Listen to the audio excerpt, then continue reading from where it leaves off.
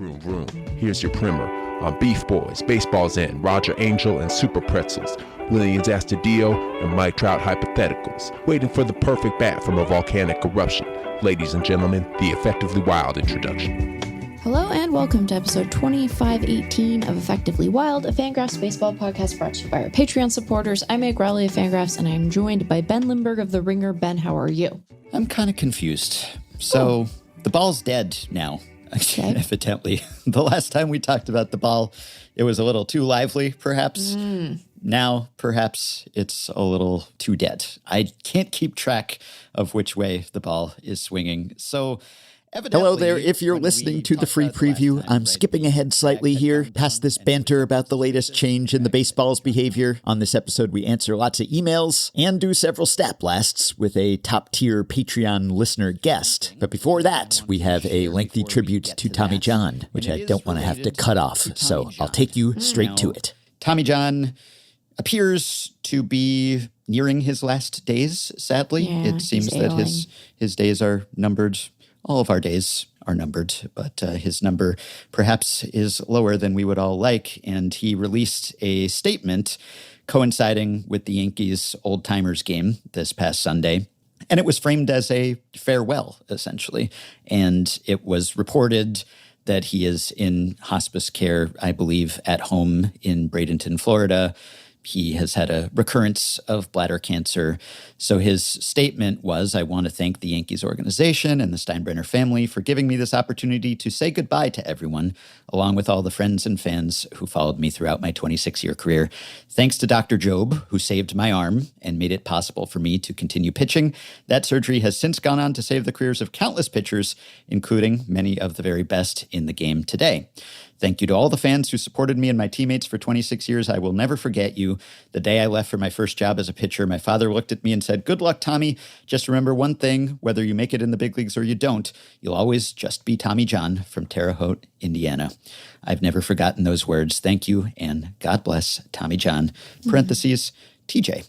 So, yeah, that made me sad, and we wish him well. Obviously, would wish for a recovery, but if a recovery is not in the cards, then I wish him the most painless passing possible, surrounded by loved ones with all of his affairs in order, essentially. He is 83 years old. I was looking back at what he will be best remembered for, which is, of course, the surgery that bears his name. And I was thinking that I didn't really know how this was described or reported on at the time. Did people understand the significance of what would come to be called Tommy John surgery? Or was it just another medical procedure that really obtained its legendary status in retrospect?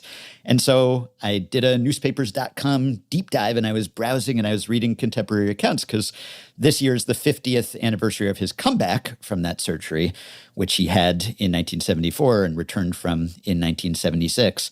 And I want to share some clippings that I came across. First of all, I think he should probably be remembered for many things, but also he was a heck of a pitcher. I mean, fantastic pitcher who's remembered as one of the best pitchers who is not in the Hall of Fame, and one of the best pitchers who is close to the 300-win club, but not in it. He has 288. And he has an excellent case to be a Hall of Famer regardless of the surgery. The surgery alone just makes him a baseball legend, but just on a pure performance basis. He does have one of the biggest gaps between his FanGraphs WAR and his baseball reference WAR. Yeah, so his baseball reference WAR is 61.6, which is obviously solid, near Hall of Fame territory, maybe borderline Cooperstown caliber. Obviously, he played forever, 26 years, as he said in his statement, and he's top 20th in innings pitched all time, nearly 5,000 innings. His FanGraphs WAR is 79.4. So FanGraphs is higher on his career, and 79.4, that makes him like one of the biggest Cooperstown snubs if you use that number. And obviously, there was a lot of length and career value and a little less peak, but still, there's something to be said for that kind of career value. And I was interested in the disparity there, what accounts for that difference. And I was thinking, it's probably a ERA FIP differential, or maybe it's something about the way Baseball Reference is calculating the defense behind him. Doesn't actually seem to be either of those, and I was trying to unravel what it is. Partly, I think it's just that small differences get magnified over 26 years and 4,700 innings. But I asked Tom Tango about this, what he thought, and he said he's a ground ball heavy pitcher, so his unearned runs per total runs is something like 40% or 50% higher than league average. And Tango said that's one of the problems with fielding errors. You get far higher errors with infielders than outfielders. So a pitcher who gives up a lot of ground balls will get more fielding errors. But the standard is always perfect fielding. That's the expectation of what ERA is assuming. So you can have Johan Santana or Curt Schilling as fastball heavy, and Roy Halladay or Felix Hernandez as ground ball heavy pitchers. And even if they all get identical batters reaching base, simply the tagging of reaching base as a single or an error has a trickle-down effect to ERA. So I don't know. Pick your war. I'm not sure one is objectively more accurate when it comes to John, but either way, he is a really great pitcher. And another fascinating fact about his career is that he had as long a career and maybe a better career post-surgery than pre-surgery, which is amazing because he was well into his career. He was a veteran. It was his age 31 season in 74 when he had it. And yet he went on to have even more innings after the surgery.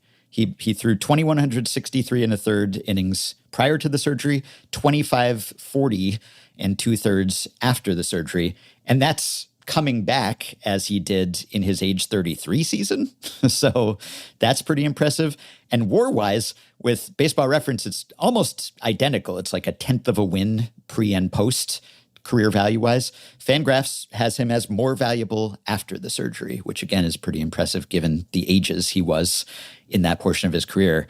Do you think that we would remember that surgery by his name if he had not been as successful after the surgery, or if he had not been a Hall of Fame or near Hall of Fame level player? Like if he had been the first and it hadn't worked, or if it had worked, but he just wasn't that great a player, maybe a more forgettable guy, even if he was still the trailblazer, do you think we would call it insert, generic name here? Or is it because he came back and it was such a stirring success and he was such a great player overall? I think that the post-op success has a lot to do with it, and the fact that he was so good. Because many surgeries, if you associate a human name with them at all, it's probably the person who pioneered it more than it is. I mean, maybe. But Frank Jobe surgery. Yeah. Most people just don't know the names of surgeries. They know they know the name of the body part, and then they're like, I had surgery on my blah, blah, blah, blah.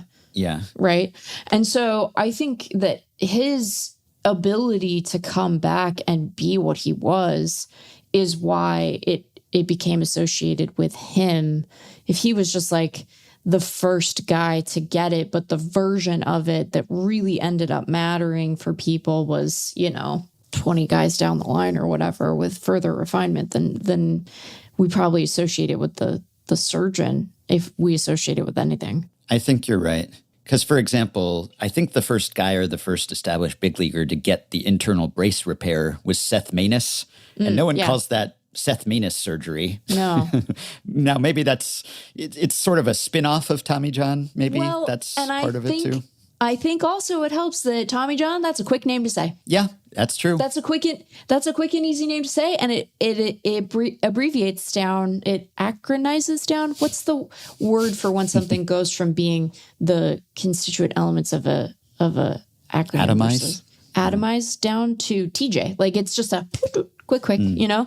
But I think it being Tommy John makes it easy to say. It's an easy name. And he was a great player. And that combination, I think, is pretty potent for sticking in people's minds. Yeah. It's like Grant Brisbee's pet peeve is people call the catcher rule the Buster Posey rule.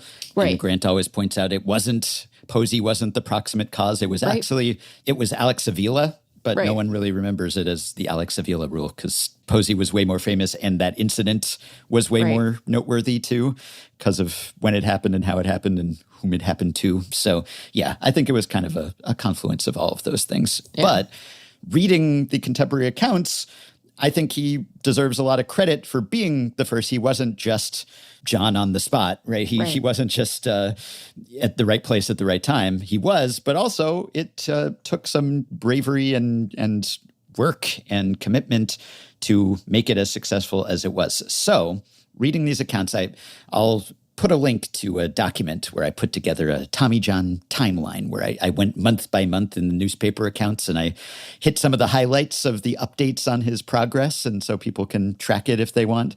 I'll speed through it here.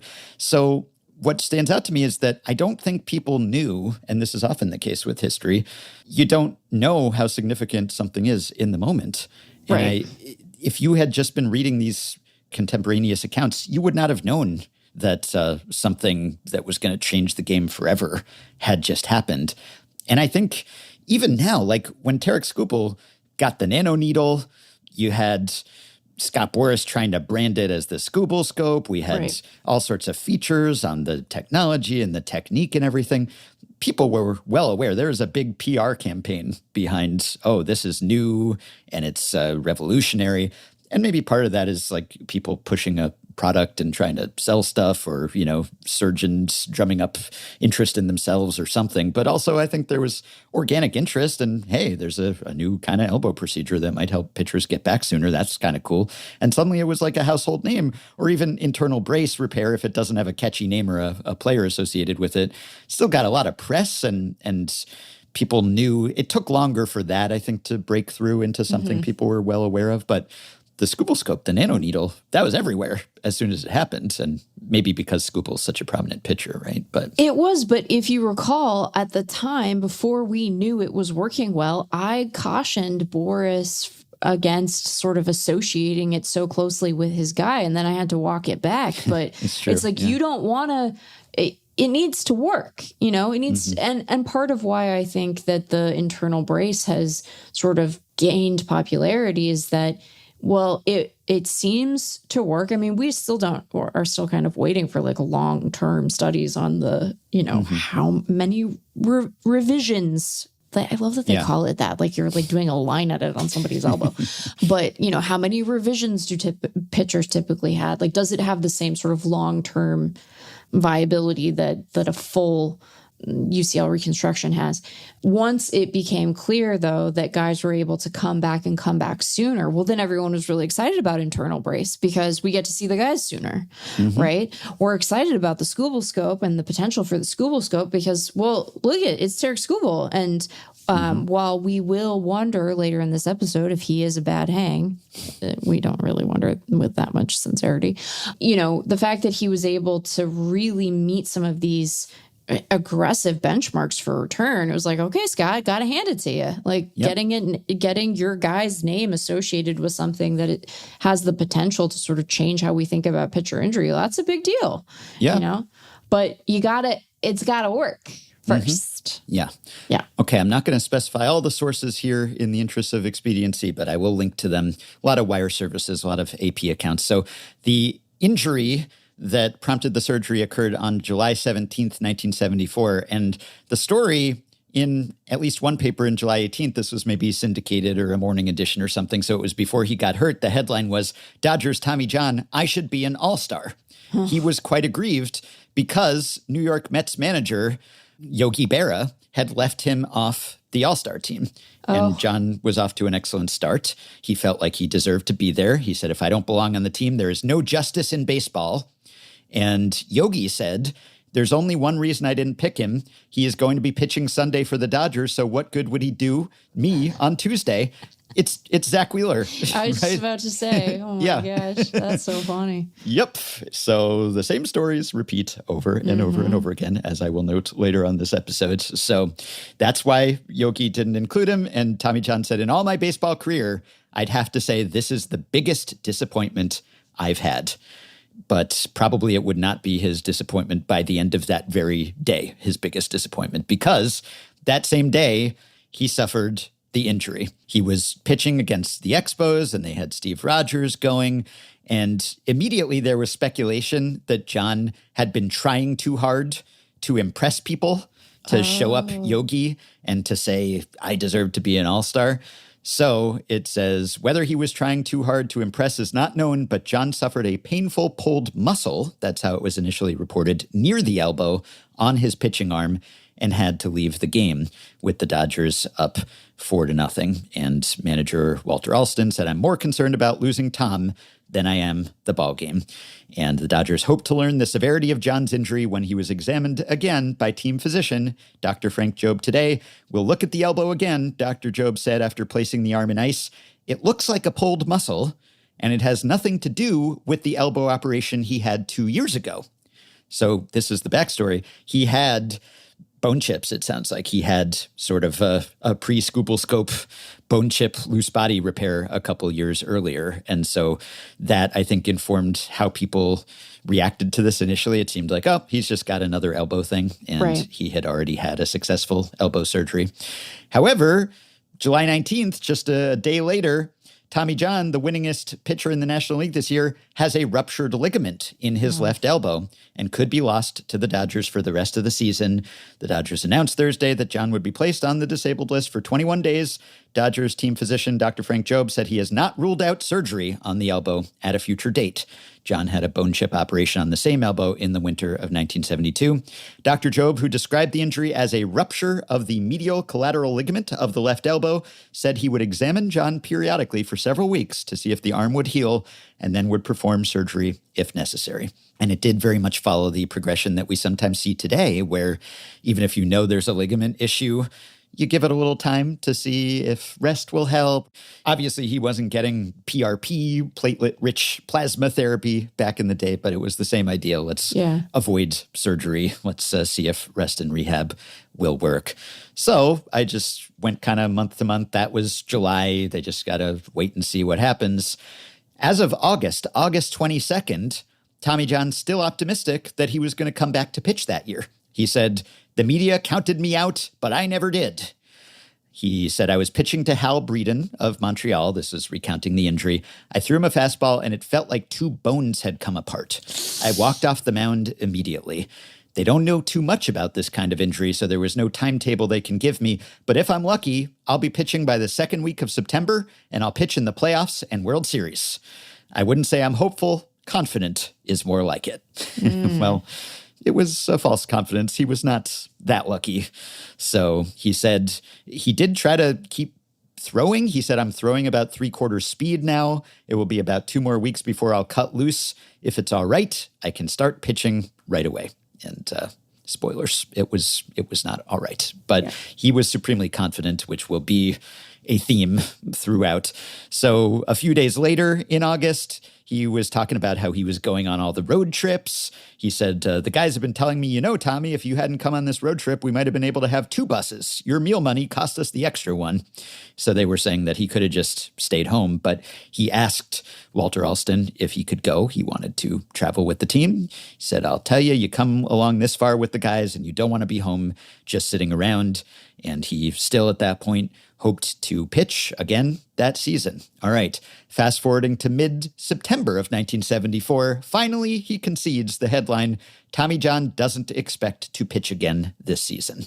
So this is when he accepted that it was not going to happen. He said, I'm to the point now that I want to pitch, but if I can't pitch to the ball club's advantage, I want to go ahead and get the surgery done. This isn't August anymore.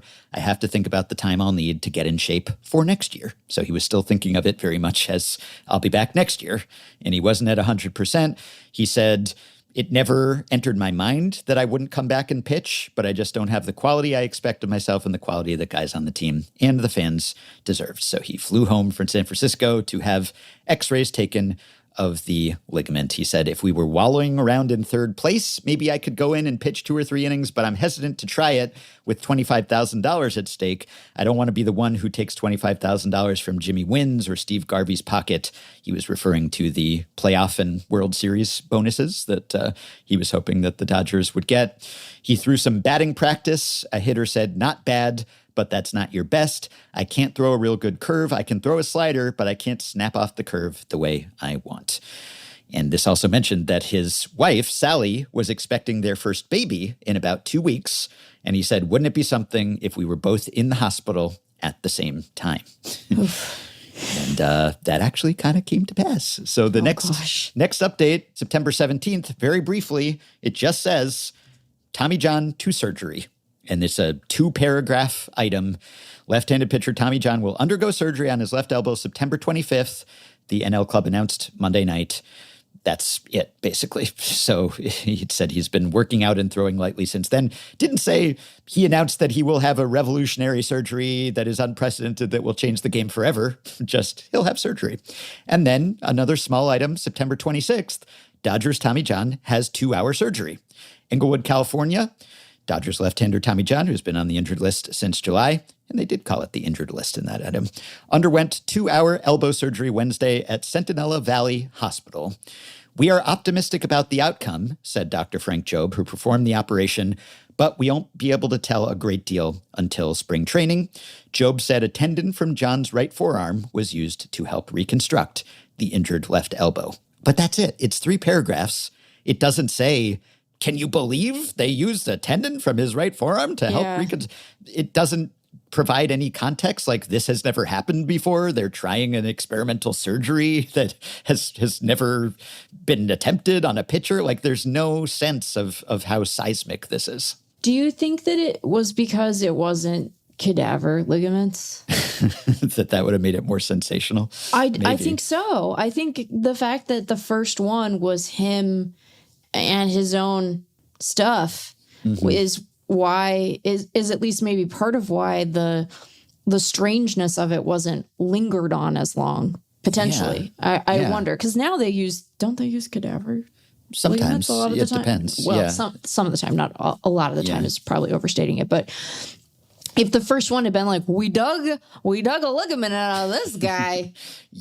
Maybe that could be part of it. Or maybe, I guess they just didn't understand the. Yeah, I think they just didn't understand. And it wasn't like Frank Jobe was shouting from the rooftops or the rafters or whatever you shout from that he was performing a brilliant experimental surgery, that he was some sort of mad scientist or something, and Tommy John was his guinea pig. He wasn't saying that. And so maybe they were just trying to keep expectations in check. Maybe they were trying not to make this a huge story and trying to make it seem like a routine surgery, or just people weren't asking the right questions. Right. So then we fast forward to October of 1974, and the Dodgers are making their playoff run. They end up in the World Series. And again, spoilers, they do not win that one. But it says, injured Tommy John has reasons for joy. And he was frustrated that he was on the sidelines as his teammates were marching to the World Series. However, that future that he forecast did come to pass, because he ended up in the hospital around the time that his wife was delivering their first child. So this was quite a hectic period for him. Tamara Marie John, 6 pounds, 7 ounces, entered the world 2 days after her father underwent surgery to repair his left elbow. Her date of birth began with Papa still in the hospital. Sally visited me in the hospital Thursday night. Next morning around 7 o'clock, she called and asked if I could get out of the hospital. When I asked why, Sally said, I'm in labor. I tried to call Dr. Jobe, who was then operating on Eddie Matthews. I asked that Dr. Jobe return my call. When he did, I told him about Sally. He checked everything out, changed the cast, and wanted to check the muscles in my hand. He gave me permission to leave. I arranged for a neighbor to pick me up, and we took Sally to her doctor's office. Her doctor told us to go to the hospital. So Tammy was born at 3:04 p.m. Friday. I stayed until about 3:45. Then I had to drive 42 miles across town to Dr. Jobe's office. He put on a new cast. Then I drove home and went to sleep. What a day. And Sally's mother was there. So that's one of the times you definitely want your mother-in-law around when you have a newborn. So that helped. And he does say here John believes his September 25th operation was the first of its kind ever performed on a baseball player.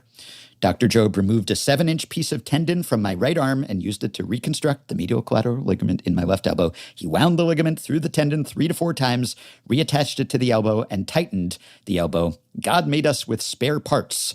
That particular tendon in your right arm, all it does is wrinkle the skin on the heel of your hand so it could come out.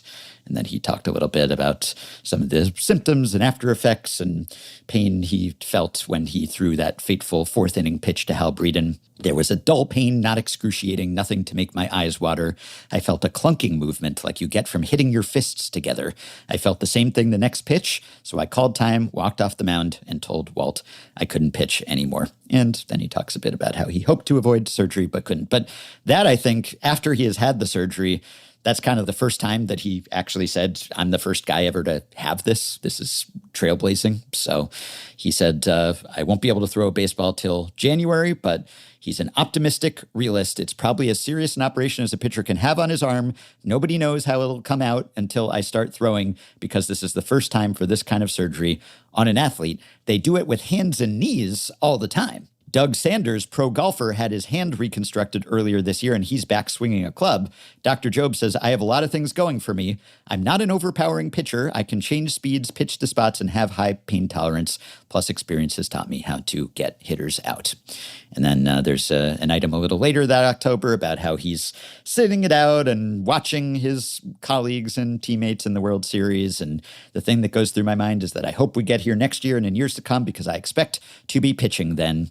And he was frustrating. He said, they tell me it was like filling a bathtub with an eyedropper. It takes a lot of drops, but finally the tub will overflow. That's how he described why the ligament broke on that particular pitch. So that's evocative imagery. Yeah. Okay. And then November, we're up to November 1974. And it mentions that some other Dodgers had elbow surgery and that he just had his cast removed. So that was the progress there.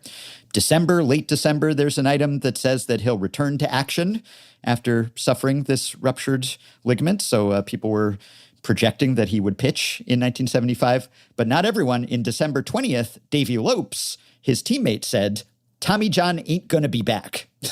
That's a harsh evaluation. They took a tendon from here, pointing to his right wrist, and put it here, indicating his left elbow. He can't even straighten his fingers yet. So Lopes was not an optimist, but it also said, late December, another story, the Dodgers hope to learn something about the future of Tommy John in January. January came. He said he hoped to pitch in 75. He said, I think I will. The only thing I can't say is whether it will be in April, May, or June. Frank Job said that it was one of the most serious operations on a pitcher. It makes me pessimistic that he will be pitching this year. I hope he will be pitching next year. And then again in January, he said he felt that his arm has been cured. He was confident. He's got pretty good range of motion in his arm. It's going to take some time to get it back in shape, but it feels good now. I'm confident that I can come back and pitch as well, if not better, than last year. But Frank Job was still pumping the brakes. He said 2 years ago, I could predict that he'd come back like new when he had that earlier elbow surgery. I can't do that this time. Very few pitchers have come back from elbow surgery. I've done it, and that's why I think I can do it again. That's what John said. I think the elbow will be stronger than it was after the first operation. I will have a brand new ligament in my elbow that hasn't had much stress. The other one had 23 years of stress. So again, he was constantly like, yeah, I'm coming back any day now. And Frank Job was like, well, wait a second, let's just see. He also added, some people have said I injured myself because I was trying to throw too hard to show Yogi Berra something. That's hogwash. And that same day, there was a headline, Doctor doubts LA's Tommy John can pitch this coming season. So they were kind of, sending different messages a little bit there, where Frank Job was like, let's wait and see. I guess, he wanted to be conservative. He didn't want to celebrate his own brilliance and genius. And I guess he wanted to set expectations lower so that they could perhaps be exceeded. But John said, I asked the doctor if there's anything I could have done to prevent the injury. He just said it was the accumulation of stresses on the arm. It was just one pitch that was the straw that broke the camel's back. And then February, we're almost up to the 75 season.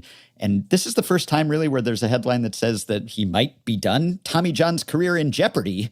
And Frank Jobe actually says here, Tommy John may be back, but I'm very pessimistic about his chances at this point. We took a good part of the tendon from his right arm and reconstructed the ligament in his left. He's ready physically for everything, but throwing an operation like that sometimes takes years to heal. To throw a baseball, your arm experiences some very unnatural strain. I don't know if his arm will ever be able to respond to the demanding pressure a pitcher's arm must undergo. So that's a much more negative prognosis. And late February, Dodgers owner Walter O'Malley, another Walter, says, we definitely need a starting pitcher. The return of Tommy John would obviously help, the story says, but the left-hander has not come back from an operation on his pitching elbow as quickly as was hoped. We'd be kidding ourselves if we expected John to pitch immediately, said Walter Alston. And in March, you're on the verge of the season, and Tommy John is still hoping and still waiting, but he was not back, and they were not counting on him. And then we get to March 28th. We're on the eve of the season, and the headline is Tommy John out of Dodger plans. The Dodgers announced that he was placed on the disabled list, and that made it official that he at least wouldn't start the season with the team. And then in April, he still hoped for a late August return, so he was clinging to hope. The doctor said he thought it would be best if I didn't pitch, waited until next year. He was afraid of coming back too quick and doing more damage. He also told me the chances of my recuperation were 100% by waiting another year. But I figure I'll be back pitching by the end of August or early September. We're talking 5 months or so. That's a long time. The Dodgers said, you're on your own. They told me to come back when I thought I was ready. I think I can pitch this season, which kind of hammers home that they were just feeling their way forward. It's not like there was an established protocol to return from Tommy John surgery, so they didn't know how long it would take or how to rehab. This was uncharted territory. Mid-April, Tommy John hopes for a big comeback, but other people, Red Adams, Dodgers pitching coach, said, I'll be very surprised if Tommy John can pitch this year at all. If he just comes back and pitches halfway decently next year, I'll be happy. Meanwhile, John himself was saying, if nothing goes wrong and I keep making the progress I've been making, I can get back by August. So I guess we see this today sometimes too, right? Where maybe players are irrationally exuberant about how quickly they can come back, and everyone else is like, I'm not so sure about that. So he said he was throwing every day. He was running a lot, miles a day. But he said, he was trying to throw a sinking fastball to Breeden, trying to get him to hit into a double play, and it just snapped. I just straightened up and knew something bad had happened. There wasn't any sense in throwing anymore that day. Yeah, the descriptions always give you the heebie-jeebies of how it feels to do that. But he was still optimistic. He said he was farther along than he thought he would be. But other people were doubting him. I'm not so sure, said Adams. Let's just say I'm realistic, and Tommy's very optimistic. So, and then same time, late April, he said, it's coming along, and, I'm going to get back, and the elbow's fine. There's no pain. It's just he can't grip it right because of the nerves and everything. I could throw batting practice right now, but I'm not ready to really cut loose. The doctors all agreed that the longer I can wait, the better chance I have of making it back all the way. He talked to Mike Marshall. Mike Marshall was somewhat skeptical, but Tommy John said, I'll do anything to stay in the big leagues, anything at all. And he said he had considered learning to throw a knuckleball to minimize the stress. And this attitude, I think this is why he deserves a lot of credit. Yeah. Not just for being the guy, but also for having that attitude that I'll do it. I'll do whatever it takes. And I have the confidence. Maybe other people would have just called it a career or given up or not been willing to go under the knife in that way. But he kept up his spirits, at least outwardly and publicly. Yeah. And then late April, he was placed on the 60-day DL. And it was said that he would probably miss the season. The Dodgers traded for Bert Hooton to replace him, and Bert Hooton was quite good replacing Tommy John.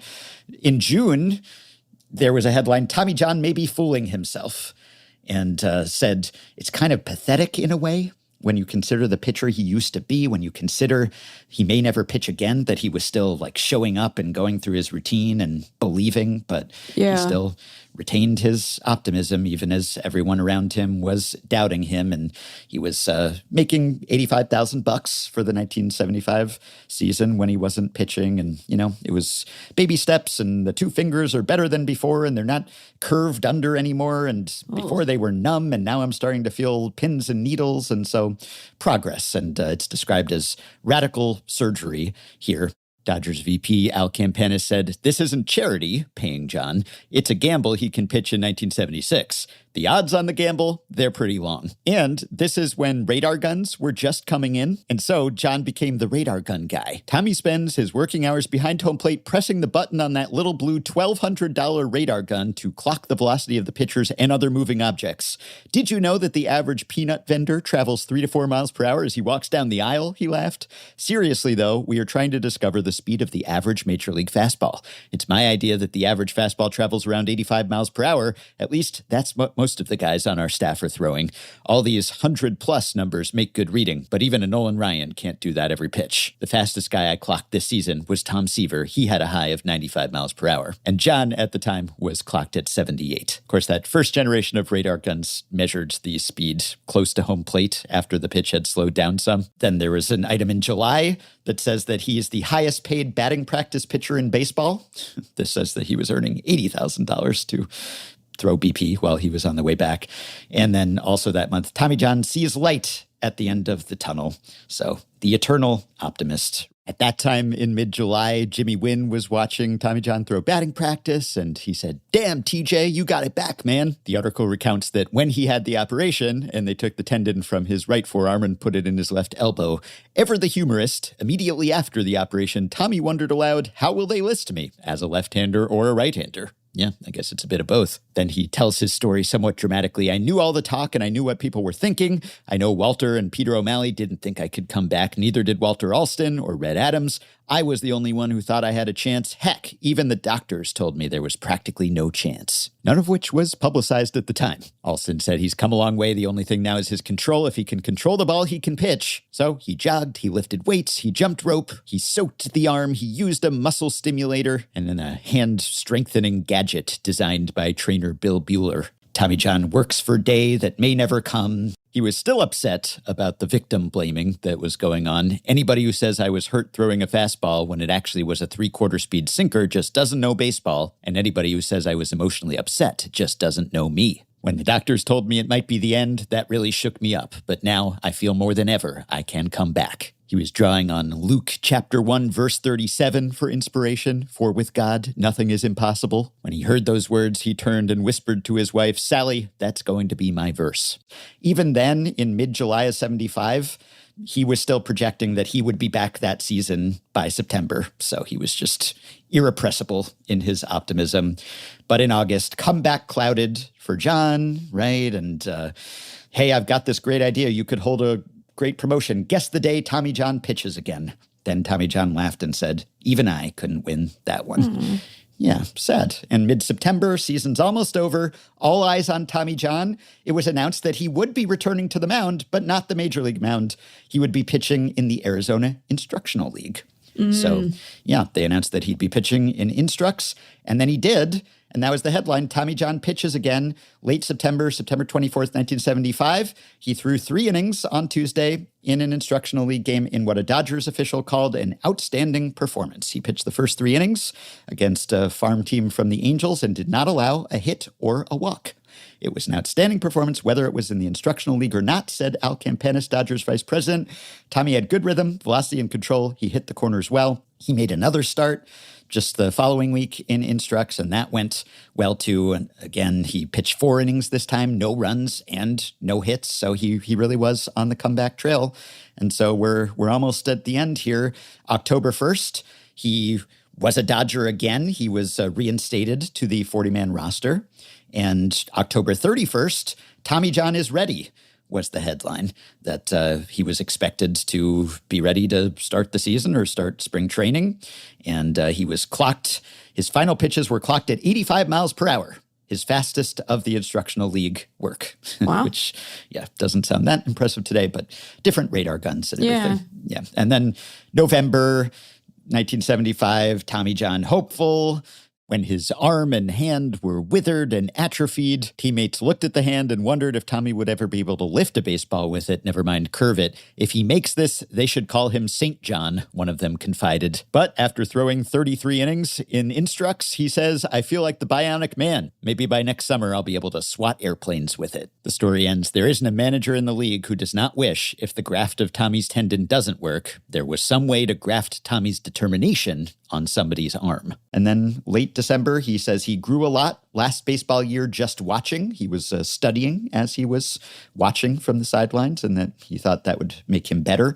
January 30th, the Dodgers got another good word about Tommy John's future, and this time it didn't come from John. Dr. James Stark, I guess a second opinion, wrote the Dodgers after examining the pitcher's left hand, which lost feeling and atrophied after elbow surgery, and said it's now as strong as his right. Off this letter and what we saw of Tommy in the Arizona Instructional League, Vice President Al Campana said, we're optimistic that Tommy will be pitching for us this season. Mid-February, Walter Alston said he was hopeful that Tommy John would come back and would help replace Andy Methersmith, who had been a trailblazer, had been declared a free agent and left the Dodgers after pitching 300-some innings for them in 1975. A tough act to follow and big shoes to fill, but Tommy John's return helped. And then in March of 76, he signed a contract for 1976, even though he had been idle. They brought him back, something in the $50,000 range, so he did have to take a pay cut, but they wanted him. And then March 27th, he makes his spring training debut, pitches against major leaguers for the first time in a game. It was a rough return, but he said, all things considered, I thought I threw pretty good.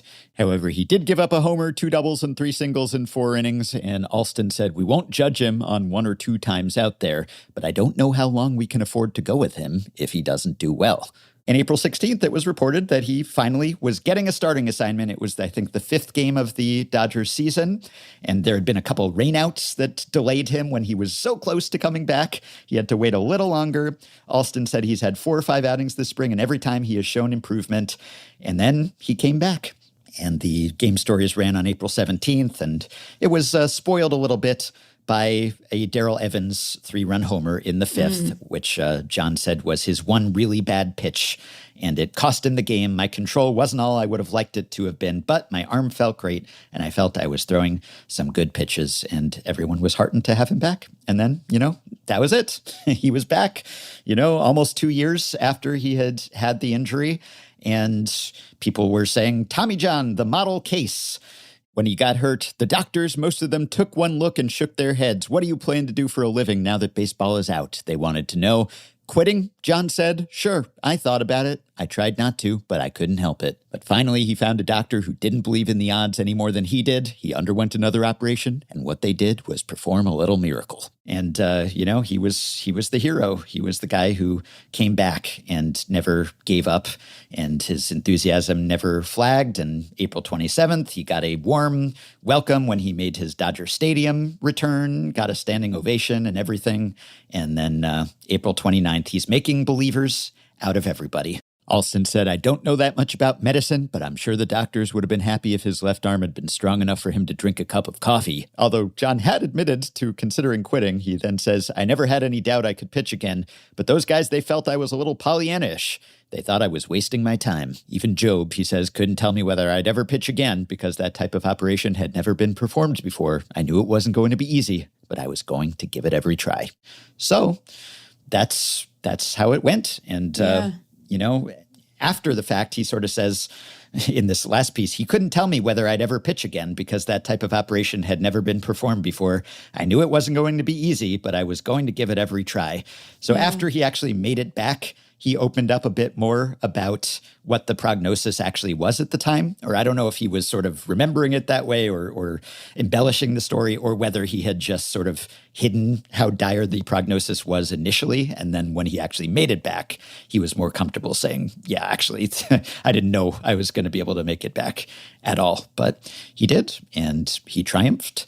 And that will be his greatest legacy. And Sometimes I wonder whether the availability of Tommy John surgery makes pitchers more likely to throw max effort and thus to tear their UCLs and need Tommy John surgery. But I'm not sure. Maybe the emphasis on speed would have happened anyway, and I would hate for pitchers to be without that treatment today. Then the game would be in deep trouble. So every pitcher who undergoes that surgery now obviously owes a deep debt to Frank Jobe. Let's not forget that. Right, but also Tommy John for being the first in the line of fire and on that table. Yep, that's right.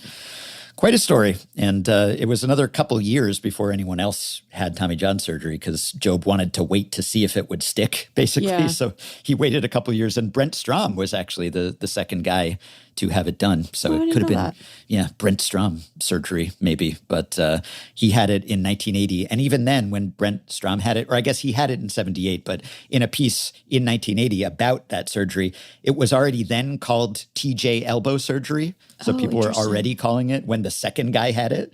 Yeah. And it didn't take long for it to be branded as Tommy John surgery.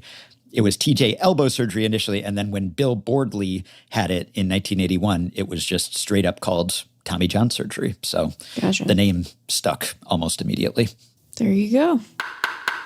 that'll do it for the free preview of today's Effectively Wild. Thank you for listening. If you'd like to listen on and hear whatever wisdom and wit await, we would love to have you. You can visit patreon.com/effectivelywild to access the rest of this episode and plenty of other exclusive content. Weekly subscriber-only episodes, monthly bonus shows, our Discord group, our live streams. Either way, we will be back with another episode soon, which will appear in full on this feed. Until then, we wish you well and thank you for your support of Effectively Wild, whatever form it takes.